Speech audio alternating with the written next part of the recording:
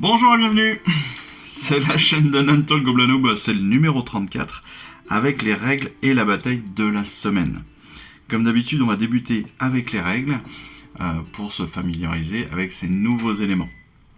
Et ensuite, on passera à notre bataille rangée de la semaine. Aujourd'hui, dans nos règles, alors c'est la feuille numéro 13, en mise à jour, en mise en page, livre de base, bien évidemment. Et aujourd'hui, on va aborder les monstres. Les monstres qui sont donc des unités particulières, parce qu'en fait, les monstres en fait sont référencés sur leur charte d'unité. Ça veut dire quoi? C'est-à-dire qu'ils vont avoir tout simplement le mot monstre qui sera référencé sur leur charte. Il faut savoir qu'ils ont des caractéristiques. On va dire que ils vont avoir ce que l'on appelle des fureurs monstrueuses. C'est un peu comme des aptitudes. Une aptitude, techniquement, qu'ils vont pouvoir faire à la fin de leur phase de charge. À la fin de la phase de charge, chaque joueur va pouvoir effectuer une fureur monstrueuse, qui dans le tableau ci-dessous, on va le voir, avec chacun de ces monstres. Donc avec chaque monstre ami, à la fin de la phase de charge, on va pouvoir faire une fureur monstrueuse. Attention, on peut au maximum faire 4 fureurs monstrueuses par phase. Ça veut dire quoi? En fait, on ne peut pas faire 2 fois la même fureur sur une seule phase sur une seule phase de charge. C'est-à-dire que même si on a 5 monstres, il va falloir choisir lequel de ces monstres fera une fureur monstrueuse, quelle fureur monstrueuse il fera, et quel monstre ne fera pas de fureur monstrueuse, parce qu'il n'y en a que 4. Voilà. Ça, c'est important à noter. Un joueur donc ne peut pas effectuer une même fureur monstrueuse plus d'une fois par phase de charge. À la fin de votre phase de charge, une seule phase monstrueuse. Ok, ça c'est bon, c'est bien noté, c'est bien compris. L'effet de cette fureur monstrueuse donc est traité de la même manière qu'un effet d'aptitude d'une règle classique. Ces 4 fureurs monstrueuses, quelles sont-elles? Premièrement, le rugissement. Le rugissement, c'est quoi? On va prendre une unité ennemie qui est à 3 pouces de nous, 3 pouces de notre monstre, on va jeter un dé, et sur un D3, sur un 3+, et bien l'unité ne va pas pouvoir donner ni recevoir d'ordre à la prochaine phase de combat. Donc ça peut être intéressant si on a un général, par exemple, un héros, ou quelque chose comme ça. Si on a un sorcier, enfin voilà. L'idée, c'est que le rugissement va bloquer les ordres que l'unité va pouvoir soit donner, soit recevoir. Ça peut être intéressant pour bloquer ça. Mais ça peut être aussi intéressant pour bloquer une unité ennemie pour recevoir un sort. Pas mal, pour recevoir un ordre. Deuxième fureur monstrueuse, c'est le piétinement. On va choisir donc une unité ennemie qui n'est pas un monstre. Donc un monstre ne se bat pas contre un monstre avec le piétinement. Qui est à 3 pouces de cette figurine. On va jeter un dé. Et sur un 2+, eh bien, l'unité subira des 3 blessures mortelles. Ça peut être pas mal. Troisième fureur monstrueuse, c'est le duel titanesque. Donc on va choisir un monstre ennemi qui est à 3 pouces de nous. On va lui ajouter 1 au jet de touche pour les attaques de cette... On va ajouter 1 au jet de touche pour les attaques de cette figurine qui cible le monstre choisi jusqu'à la fin de la prochaine phase de combat. Tout bêtement, duel titanesque, ça veut dire quoi? J'utilise cette fureur monstrueuse, ça veut dire que le monstre en question devra faire un jet supérieur à 1 par rapport à sa caractéristique de touche pour pouvoir toucher mon monstre à moi, tout bêtement. Quatrième fureur monstrueuse, c'est écroulement. Écroulement, on va s'attaquer au terrain, on va choisir un terrain de faction ou un terrain défendable qui est à 3 pouces de nous. On va jeter un dé, et sur un 3+, eh bien le terrain choisi est alors démoli. Et si c'était un terrain défendable, eh bien les règles du paysage de sa charte ne peuvent plus être utilisées jusqu'à la fin de la bataille si c'était un terrain de faction. Ça, c'est important. On a vu la dernière fois les garnisons. On a vu la dernière fois qu'on pouvait se positionner sur un décor pour protéger une ville, par exemple. Là, l'écroulement permet justement de détruire ce type de décor pour gérer tout ce qui est à l'intérieur, pour pouvoir attaquer tout ce qui est à l'intérieur plus facilement. Et encore plus si c'était un terrain de faction, alors dans ce cas-là, tout va se gérer comme on l'a vu la dernière fois. On va revenir maintenant, entre guillemets de façon un peu bizarre, mais on revient sur les chartes d'unité. Alors, on aurait pu le voir plus tôt, je pense, dans les règles. Je pense que ça n'aurait pas été vain, sachant que la charte d'unité est quand même la base de nos armées avec toutes ses caractéristiques. Mais bon, peu importe. La charte d'unité, on la connaît bien maintenant. On sait repérer ce qu'il y a dedans. On va y retrouver le nom, on va y retrouver les caractéristiques avec des modificateurs potentiellement. On rappelle caractéristiques, donc le mouvement, la sauvegarde, la bravoure, le nombre de points de blessure.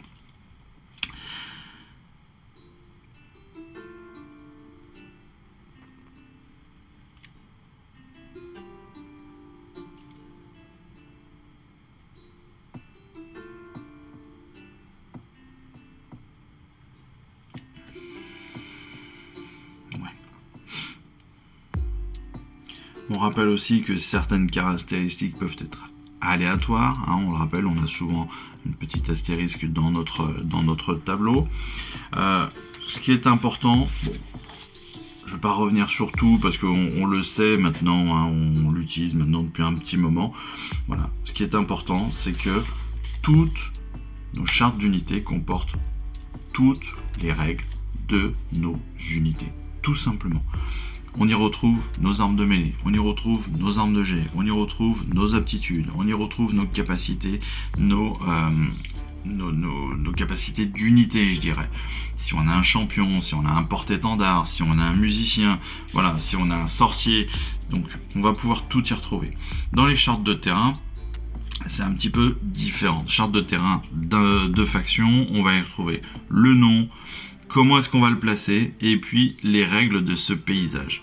Pour les chartes de sorts persistants ou d'invocation, c'est un mélange un petit peu des deux, je dirais, même si ça se rapproche presque plus du terrain de faction, c'est-à-dire qu'on va retrouver son nom,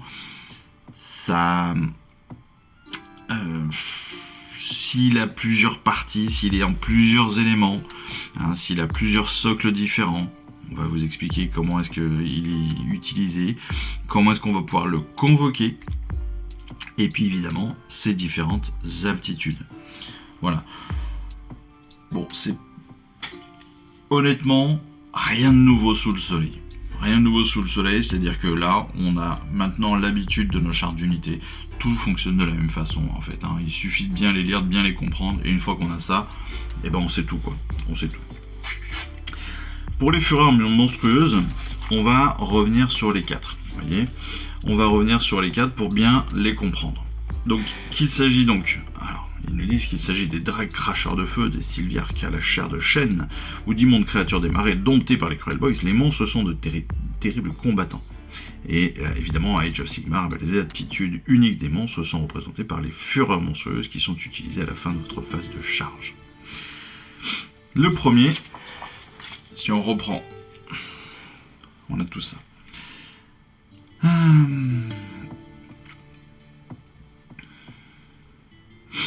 Techniquement, on nous dit que l'on va pouvoir utiliser les monstres, on va pouvoir utiliser les fureurs monstrueuses des monstres. Ça, jusque-là, on le savait.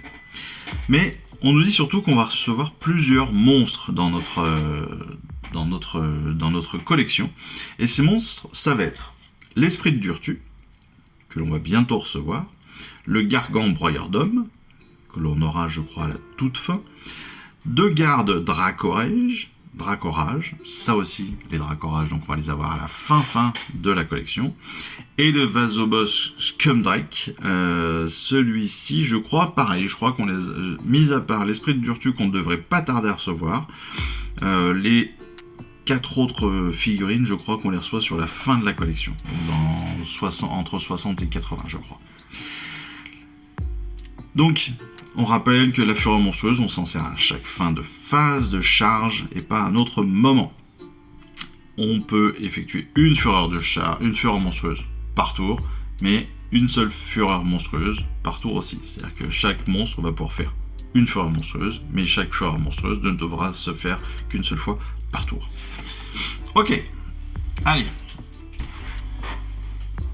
Pour le tutoriel, vous voyez qu'on en avait 4, on en voit 3. Pourquoi ? Parce que l'écroulement, voilà, on n'en a pas trop besoin pour l'instant, on l'utilise moins peut-être, parce qu'elle est plus facile à comprendre, hein, c'est simple. Vous avez un terrain, vous faites 3+, boum, le terrain est démoli. Voilà. Et après, ça se bat comme d'habitude. Si on part sur les autres fureurs monstrueuses, le rugissement, c'est très simple. Rugissement, on l'a dit, on lance un dé sur un 3+, eh bien, on va avoir un jet de rugissement. Le jet de rugissement va faire en sorte que toutes les unités qui sont à 3 pouces, l'unité qu'on a choisie qui sera à 3 pouces de nous, ne peut soit donner, soit recevoir d'ordre. Voilà, c'est pas compliqué. Le piétinement, eh bien, c'est un petit peu pareil. On va donc infliger un piétinement sur un 2 pouces, sur un 2+, on a dit. Sur un 2+, on va infliger un piétinement à une unité qui est à 3 pouces de nous, et on va lui faire D3 blessures mortelles. Donc ça, pareil, hyper intéressant. Mais attention, piétinement ne se fait pas sur un monstre. Voilà. Et le duel titanesque, eh ben c'est tout simple. On fait un duel titanesque, donc on lance le duel titanesque.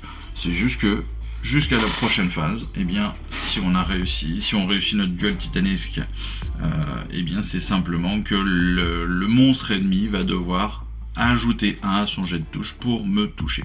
C'est pas plus bête que ça. Voilà, donc on a fait le tour des fureurs monstrueuses, on a découvert ces nouvelles caractéristiques, et on va passer donc maintenant à la bataille rangée numéro 14, déferlante magique, et on se retrouve donc tout de suite, avec pas mal de petits bonhommes, on se retrouve tout de suite sur notre champ de bataille.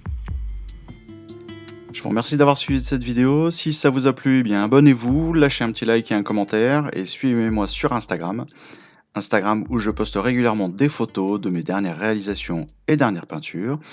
Et puis comme il est maintenant de tradition sur la chaîne, je vous souhaite une excellente fin de journée, et surtout, lisez bien, collectionnez bien, assemblez bien, peignez bien et jouez bien. Allez, je vous embrasse et puis je vous dis à très vite. Allez, ciao, bye bye.